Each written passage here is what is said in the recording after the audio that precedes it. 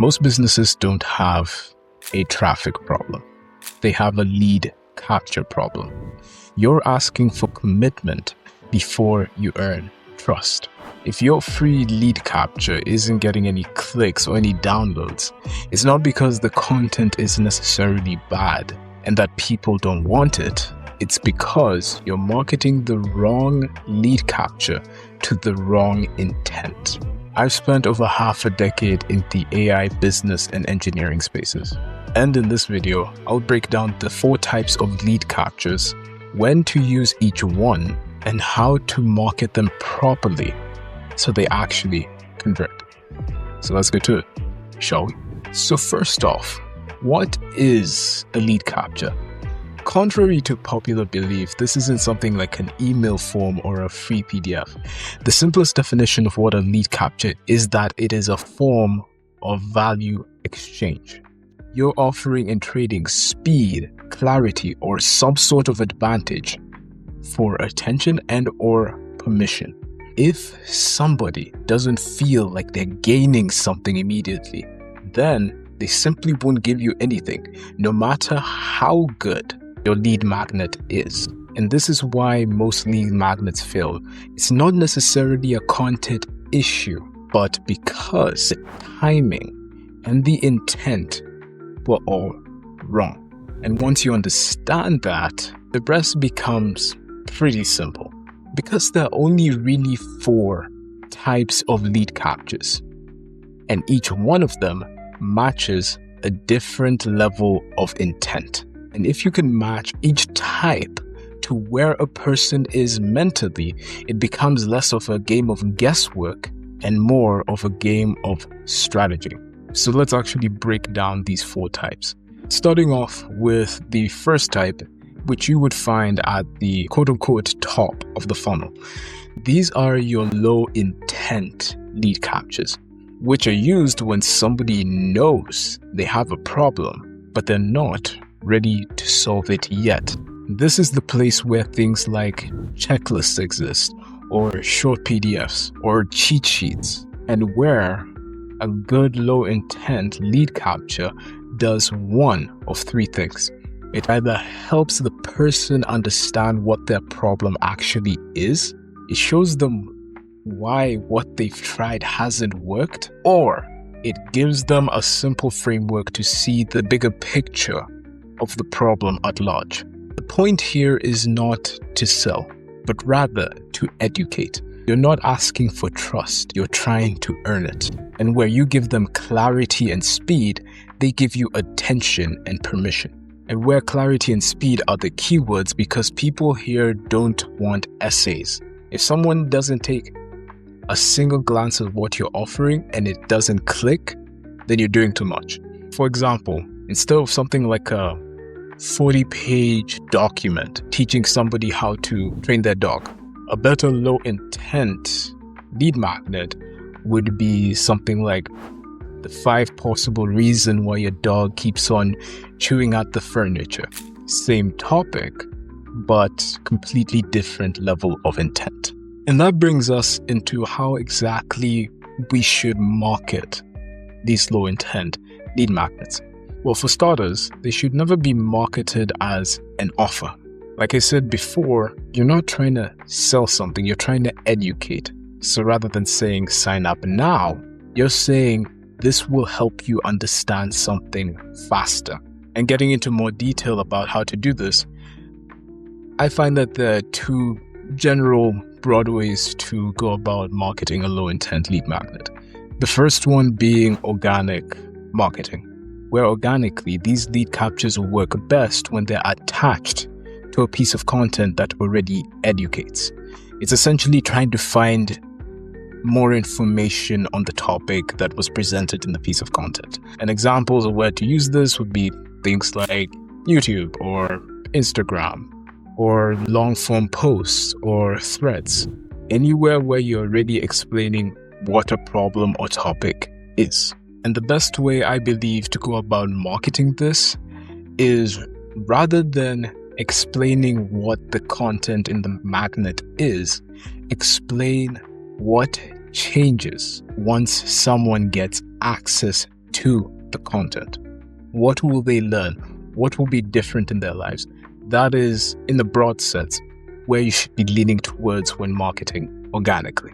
So in essence, you're telling people, if you have instant problem, this instant content I made will help you break it down step by step. The second way to go about marketing type 1 lead captures is through, you guessed it, paid marketing. It's a similar principle to organic. But in this case, if you're going with something like paid ads, for example, you have to assume that the person doesn't trust you yet, because the difference is it's not attached to something that is already showing that you're educating in this particular topic. So in this case, the content isn't the hook, the problem is. And the best way to lead with this is that you should call out a situation that somebody will recognize immediately. Going with something like, if your dog is still tearing up your couch no matter what you do, then this piece of content may help you. And the key is, the more the situation relates to the reality that a person is facing, better chances that you have for somebody actually wanting what you have to offer. Whether content in general is just trying to say, before you invest anything else into this, let's first figure out where you are. Because at this stage, you're not promising results. You're not overloading people with a ton of information to prove how smart you are. Speed and clarity is what you want to give out first, and then after that, we can move into direction, which is where the second type of lead capture comes in, which are mid-intent lead captures, which are directed to people who are actively looking for a solution. This is when somebody already understands what the problem is, but now they're just asking, what's the right way to go about solving this problem that I have? Where type 1 was about clarity and orientation, type 2 is about direction. This is where things like free workshops come into, or email courses, or webinars, or even some case studies. At this level, a good lead capture reshapes how somebody thinks. It replaces all the scattered advice that somebody gets about the problem with a clear framework for how they could possibly go about solving the problem. It especially helps them with knowing which paths not to take. In essence, you're helping them believe that they finally understand the problem clearly. And once that belief clicks, then naturally trust follows. That brings us into how exactly we would want to market this thing off. First key point to highlight here is that you want to sell the process, not the outcome. Because here is where things like frameworks really thrive. Because in a sense, people just don't want all the information spread out on the table. They want a form of organized thinking. So if you can do that and emphasize what will change clearly, then you can market it successfully. Because what you want to say is, let me show you how to see this thing clearly. Your main goal is to reduce confusion. Because once somebody has the clarity and the direction, next thing that they want is support. And that brings us into the third type of lead capture, which are to do with high intent. These are for people who already want help. They're just trying to decide who. They already know that a solution exists. They're just deciding who they want to get that solution from. The good news is, at this stage, clarity and direction are already there. What people are looking for now is support. This is where stuff like strategy calls come in, or assessments, or even free consultations. But only when they're used correctly do they work well. Problem with why most high-intent lead captures fail when executed by a business is because that they're executed way too early. They offer calls to people who aren't ready, and that just creates unnecessary pressure on both sides, because now the person is just overwhelmed with a litany of information that and essentially just push them away. And the business itself has to go through all the different stages of clarifying the problem and directing them towards the right solution within a very short time frame, which is not going to be fun for either side. Which is why I believe a high intent lead capture is not just something like a call. It should act ideally as a filtering mechanism, trying to decide whether they're the right person for you and whether you can actually help them, not trying to persuade them to go to the next step. High intent lead captures should do one thing right.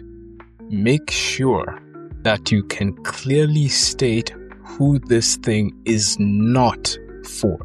Because if someone isn't serious, qualified, or ready to go to the next step, then there's no point in moving forward at all. For the right person, the next step feels obvious. If your lead capture does not repel the wrong people, then it's possible that it is too weak. But the important thing to note here is that a high intent lead capture will only work well when the first two have done their job right. Because clarity comes first, and then you give them direction, and then you offer support. Once you have all three, now comes the fun bit where you can automate it into a final stage that relieves you of all that pressure and effort that you had to go through to get here in the first place. And that brings us to the fourth and last type of lead capture, which are behavioral type lead captures, which in essence let people qualify themselves so that you don't have to. Instead of asking for somebody to trust out, you're letting them interact with the problem and sell themselves on your solution.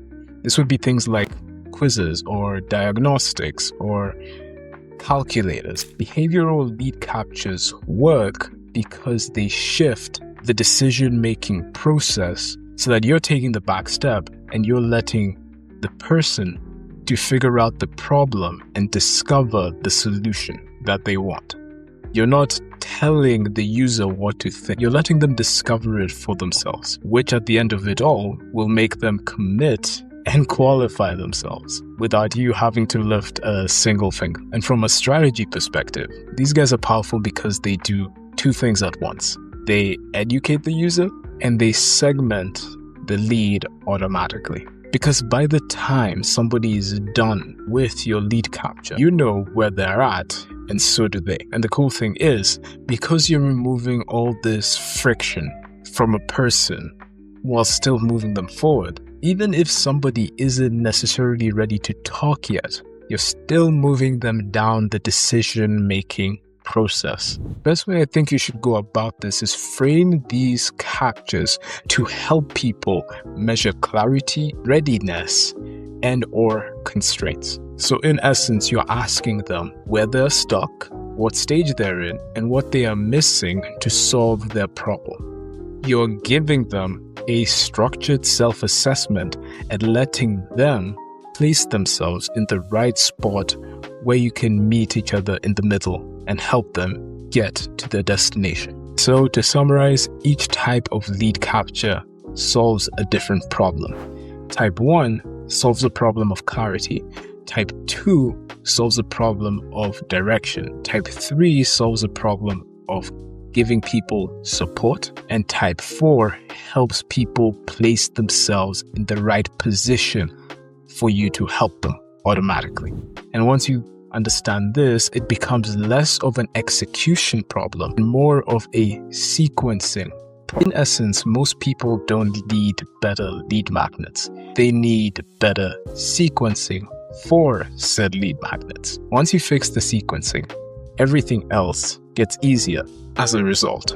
Your content gets easier, your offers get easier, and so do your conversions. Because a lead capture isn't just about getting somebody's email. It's about earning the next step in helping somebody solve their problem. So until next time, I'm in your corner and I am rooting for you.